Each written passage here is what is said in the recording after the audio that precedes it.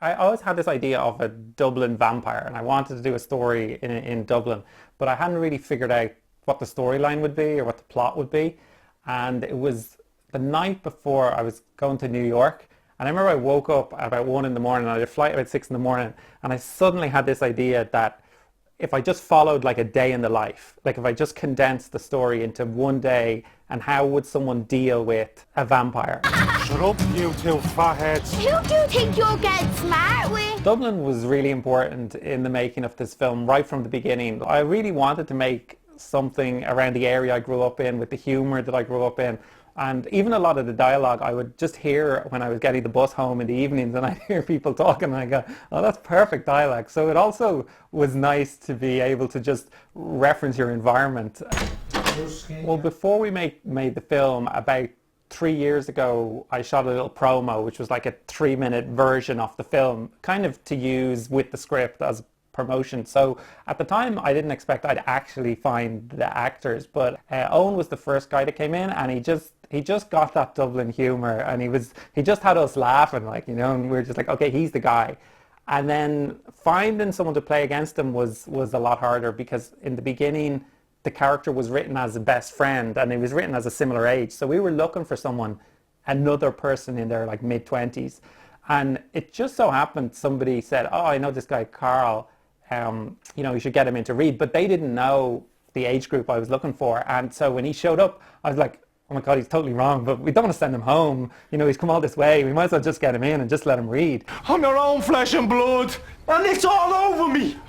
We go upstairs and play Desert Strike. I don't even have that game. You took that game off me. Fucking robbed you that game. Just when the two guys read together, it suddenly gave the script just an extra dimension that wasn't there before. And they were both really funny together. And suddenly as well, I was like, oh man, they could be brothers. Anthony Head became involved when we were looking to cast a taxi driver, one of the characters who's a vampire hunter.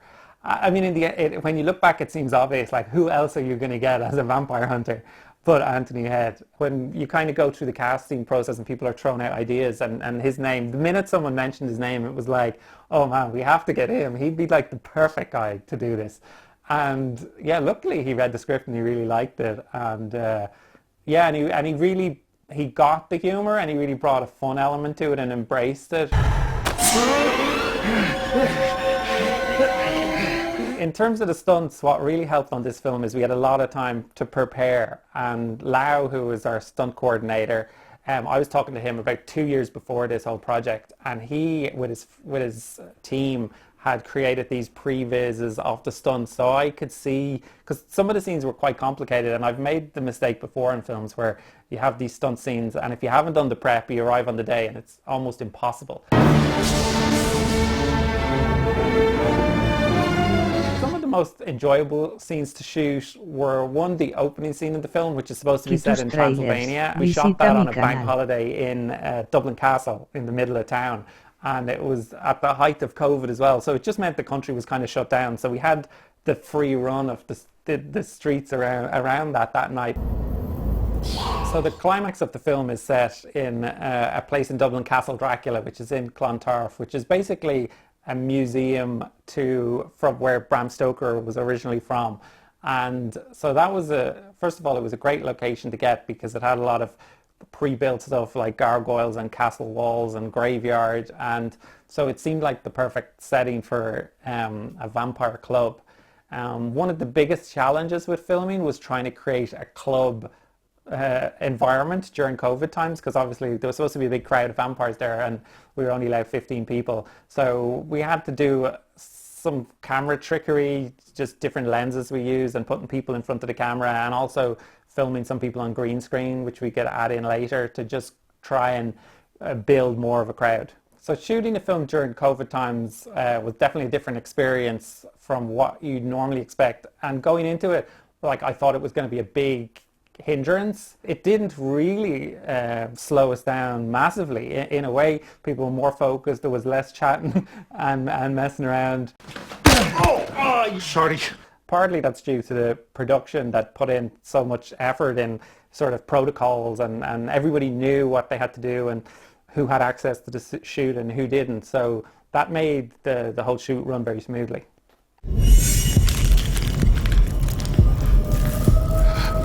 terms of the influences of the film, I think definitely some of the old horrors would have had an impact. I think the main ones would have been things like The Lost Boys, and like I'm a big Sam Raimi fan, and just his sort of mix of humor and gore. I think I turned. That's me only clean shirt. If I wanted people to take anything away from the film, aside from having a good time and enjoying the blood and gore, of course, is really this moment in the film, and it's a moment that happened to me in real life where I was constantly complaining about somebody they were a very manipulative friend of mine, and I'd always be complaining about them, and I'd say, they're such an idiot, they're such an idiot. Such an idiot. Who's an idiot? He is. Who is? You are. I am. You are. I am. He is. The problem is you. And I was like, oh my God, I'm the idiot. I'm the one answering the phone. I'm the one going to meet them. I'm the one doing the things they say. I'm the one. And it's like that moment of realization that you can kind of take control of your own life. If we don't nip this in the bud, then the whole city will be overrun with these blood-sucking sods.